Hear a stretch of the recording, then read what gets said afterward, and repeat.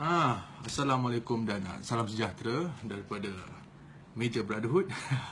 Jadi hari ini saya Lando Zawi akan cuba menerangkan kepada brother-brother semua, sister-sister semua, bagaimana untuk claim tuntutan ataupun tindakan saman yang boleh dilaksanakan sekiranya berlaku kemalangan ataupun kerosakan harta benda kenderaan brother-brother semua sekiranya terlibat dalam kejadian yang di laluan rosak sekitar di Malaysia. Jadi pertama sekali kita semua sedia maklum bahawa setiap kenderaan ataupun pemandu pengguna jalan raya yang sah dilindungi oleh insurans masing-masing. Jadi insurans itu penting. That's why kita bayar road tax. Insurans. Jadi pertama sekali sekiranya berlaku kemalangan, brother semua boleh tuntut kepada insurans, claim di mana itu antara brother dengan pihak insurans. Dan yang kedua, yang saya dapati ramai yang tidak maklum bahawa mangsa kemalangan jalan raya yang melibatkan kerosakan laluan itu boleh menuntut pampasan daripada sama ada pihak berkuasa tempatan ataupun JKR, ataupun pemaju, bergantung, ataupun pihak utility, bergantung kepada situasi. Tapi dua yang terbesar PBT, sebab PBT ni dia memegang semua utility, syarikat utility, pemaju dan sebagainya.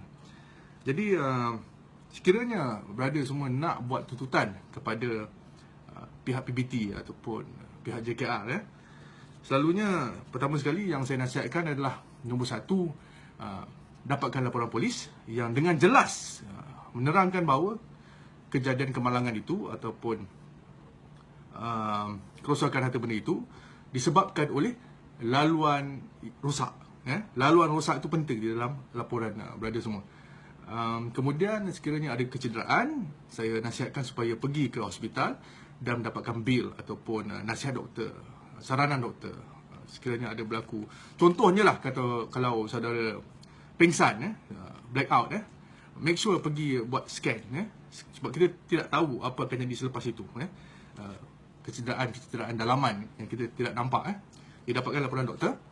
Dan kemudian tentang kenderaan brother, saya sarankan supaya mendapatkan sebut harga daripada bengkel-bengkel yang dipercayai. Jadi itu pertama sekali laporan polis, yang kedua bil doktor, kemudian yang ketiga sebut harga daripada bengkel-bengkel. Kemudian apa yang saudara boleh buat adalah brother semua boleh pergi ke JKR ataupun PBT yang menyelia di kawasan terbabit. Pastikan bahawa brother tahu ini kenyataannya. Jadi make sure tahu siapa punya laluan. Sekiranya brother semua pergi ke PBT, selalunya dia akan bagi ni, ada checklist berlambak ni. Antara yang dia minta adalah surat daripada pengadu, laporan polis, salinan kad pengenalan, lesen memandu, salinan pendaftaran kenderaan, salinan insurans kenderaan, bil asal, sebut harga kos tuntutan, gambar, ini penting, gambar kerosakan kenderaan. Gambar ni, kalau bro pada lokasi kemalangan, pastikan nampak punca kemalangan tu. Contohnya lubang, make sure nampak gambar lubang tu dan laluan dia. Jangan ambil gambar lubang saja, ambil gambar keseluruhan, agar lokasi tu dapat dikenal pasti. Dan lebih elok lagi sekiranya kalau motor, let's say sport ring pecah, make sure gambar itu motor tu dekat dengan lubang. Itu penting sebagai bukti bahawa saudara berada di sana. Kemudian laporan dalaman daripada Jabatan Landscape Gujarat ni bahagian diorang. Ni semua bahagian-bahagian diorang. Jadi pastikan dapatkan dokumen-dokumen yang dia mahu. Cuma malangnya apabila berlaku tuntutan daripada kepada pihak PBT ni ataupun JKR, selalunya kalau PBT lah, JKR saya tak pasti sangat. Cuma PBT selalunya mengambil masa yang agak lama, antara 6 bulan. Kalau saya itu paling awal 6 bulan, dia mungkin makan masa bertahun. Dan itu kalau mereka nak bayar. Kalau nak bayar pun saya dengar bukan full 100%. Jadi itu risiko kepada mangsa. Dari sebab bertitik tolak perkara inilah Brotherhood mencadangkan supaya kita mula kena ambil tindakan saman terhadap PBT ataupun JKR. Ya, di mana saman ini pula terbagi pada dua. Yang kami sarankan, sekiranya berada semua ada masalah kewangan, berada semua boleh buka ke Facebook Suka Guam, di mana ada sukarelawan-sukarelawan yang praktis di dalam bidang legal, undang-undang yang akan membantu berada semua untuk membuat tuntutan ataupun tindakan saman. Dan sekiranya berada mengambil jalan itu, maka Brotherhood akan membantu daripada sudut nasihat teknikal dan sebagainya. Sebab Brotherhood ada di beberapa di 83 daerah ada laporan ataupun rekod-rekod tentang laluan kerosakan yang kita boleh selitkan sebagai satu evidence lah, satu bukti kepada tuntutan ataupun tindakan saman berada semua. Itu bantuan daripada sudut Brotherhood secara percuma, secara percuma. Kita akan cuba bantu. Dan kemudian yang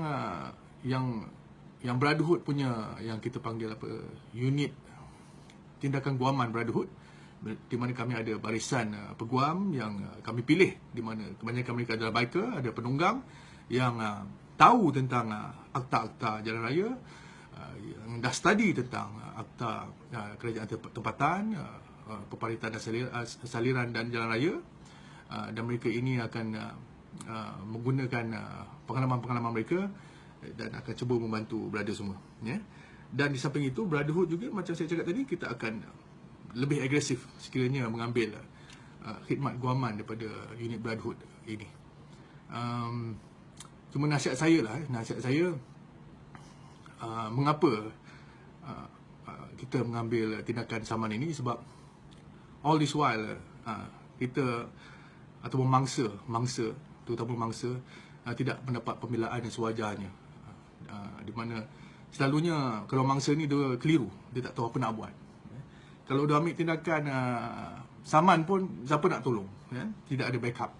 Jadi sekarang insya-Allah Brotherhood akan cuba bantu dari segi teknikal dan juga nasihat. Cuma peguam Brotherhood tadi tu perlu dibayarlah.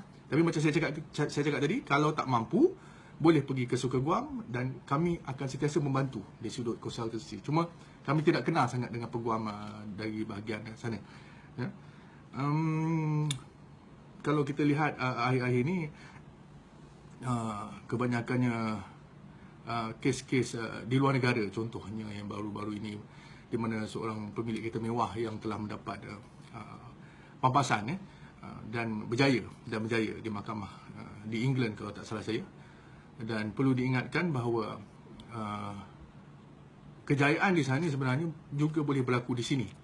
Sekiranya kita di pihak yang benar dan kita tidak berlaku unsur-unsur kecuaian, tidak berlaku unsur-unsur memandu dengan laju, tidak berlaku unsur-unsur memandu dalam pengaruh alkohol dan sebagainya, di mana kita di pihak yang benar, dan saya percaya kemenangan itu akan berada di pihak kita.